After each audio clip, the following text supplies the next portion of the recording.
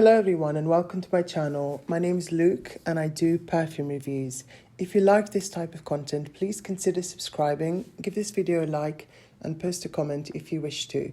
In today's video, I'm going to discuss 4 patchouli perfumes from my collection. I love the note of patchouli and I've selected these scents because they're all very heavy on the patchouli. So without further ado, let's get into the video. The first fragrance I want to discuss is Coco Mademoiselle from Chanel. It was released in 2001 and I consider it a modern classic with that recognisable Chanel touch and that Chanel DNA, which makes it elegant and sophisticated. It's classified as a chypre floral or amber floral, and it was crafted by the perfumer Jacques Polge. Coco Mademoiselle is a distinct and unforgettable scent. It revolves around citruses, rose and patchouli. The opening is citrusy, crisp and zesty, leading to a floral heart consisting of jasmine, rose and ylang ylang. The base starts with that beautiful earthiness of patchouli, lots of musk, as well as some vanilla and opoponax, which give the scent a touch of sweetness. The patchouli is not particularly dirty, but it's still a very earthy and woody patchouli. It's undoubtedly the dominant note in this composition. Coco Mademoiselle is a bestseller for good reason. I've experimented with at least 4 different dupes, yet none came close to replicating the sophistication and that Chanel touch that the original possesses. It still has a little something special, and I'm glad I own this 100ml bottle that will last me probably for years. In terms of performance, I think this is still incredibly strong. Despite the fact that it has been reformulated, it still packs a punch and it lasts a very long time on my skin and on my clothes. It lasts for days on my clothes. And I also have to say that although this is quite expensive and pricey, and the prices keep going up because Chanel is just getting more and more expensive, I would repurchase this fragrance because I think it's a fabulous fragrance. It's strong, it's sexy, it's grown up, and it's put together. And even though it's a grown-up fragrance, I don't think it's too serious. It's just perfect for any occasion and any time of day. This can be a night out scent, this can be a daytime scent. This scent was absolutely everywhere back in the 2000s. I used to smell it on so many people and I didn't know much about perfumes back then, but every time I would smell this on someone, I thought it was one of the most sophisticated and classy scents of all time, and it still is. So that was Coco Mademoiselle from Chanel. The next fragrance I'll discuss is Gucci Rush, and as you can see, it's housed in this stunning lacquered cassette-shaped bottle. It was created in 1999 by Michel Almerac, and it's a fruity floral patchouli scent. The patchouli in Gucci Rush is very strong, and it dominates the entire composition. I can smell it from the moment I spray it on to the very last stage of the dry down. This is your sweet, plasticky, fruity patchouli scent.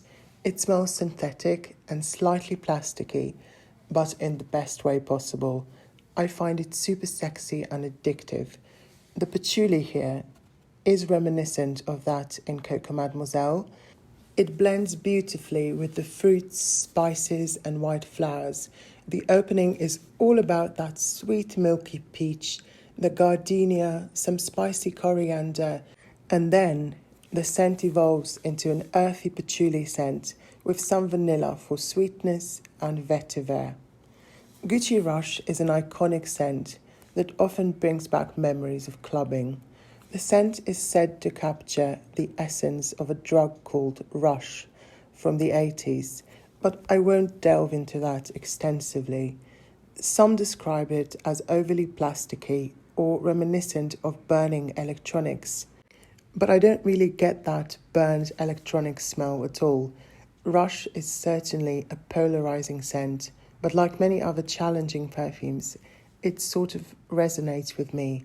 It's not for everyone, but it is for me. Gucci Rush is a patchouli scent done right. It has stood the test of time. In my opinion, it's a masterpiece. It's extremely unique by today's standards. So that was Gucci Rush by Gucci, and now I'll move on to a very similar scent that is also heavy on the patchouli, but it's slightly more floral, a bit lighter, a bit fresher, yet still a patchouli bomb. And I'm talking about Ça Sent Beau from Kenzo. This one was released in 1997 as a reissue of the classic Kenzo by Kenzo from 1988. Some people claim they smell the same, while some others think they're not similar at all.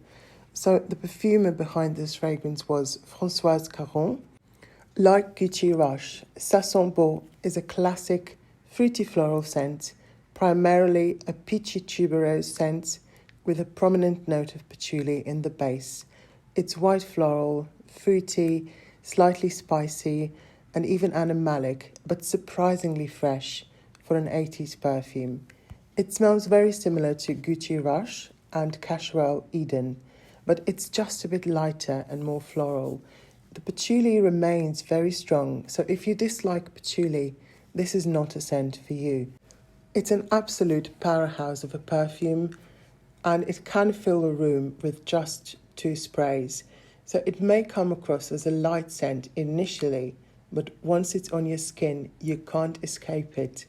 The room where I spray this smells like Ça Sent Beau for days if I don't open the windows. Last but not least, we've got Patchouli by Reminiscence, and this is an old school hippie style patchouli scent. It probably has the highest concentration of patchouli oil among all perfumes on the market, all patchouli perfumes. One of my subscribers says this smells like those hippie shops from the 1970s, and I completely trust her impression because this scent dates back to the year 1970, and my mum also says this smells like something a hippie would wear. Patchouli by Reminiscence is a bombastic patchouli scent that gets stronger and intensifies as you wear it. Despite its old-fashioned vibe, it's undeniably pretty, and I absolutely love it. The opening is very woody, earthy and aromatic, but the dry down is where the magic happens. The amber and the vanilla notes emerge, making it sweet, smooth and ambery, while the patchouli is still the star of the show. I've had this bottle for 2 months now, and I have a feeling that the juice keeps getting stronger and stronger. This is a scent for a true patchouli lover. If you dislike patchouli, you will hate this. This is not for the faint of heart. This is a very strong patchouli scent. It's technically not a gourmand, but its sweet ambery vanillic dry down makes me think of dark chocolate. And I have to say, it occasionally reminds me of Angel from Thierry Mugler, another iconic patchouli scent from the 90s that revolutionized perfume history by introducing the gourmand genre. Patchouli is not as gourmand as Angel. Well, it's not even a gourmand, but they're both very heavy on the patchouli. Angel smells like chocolate, cotton candy, berries, vanilla, and a lot of that earthy, almost dirty patchouli. The patchouli in Angel is something else, and I believe it has become even stronger with the recent reformulation. While I don't own a bottle of Angel, I enjoy giving my decant a sniff from time to time. Angel is just Angel. It's truly special, and I don't think this video would be complete if I didn't at least mention it. So those were all the perfumes that I wanted to mention in this video. Thank you so much for watching. Please give this video a like if you enjoyed it and leave a comment. Let me know what your favourite patchouli perfumes are. And once again, thank you so much for watching. I hope to see you in one of my next videos. Bye.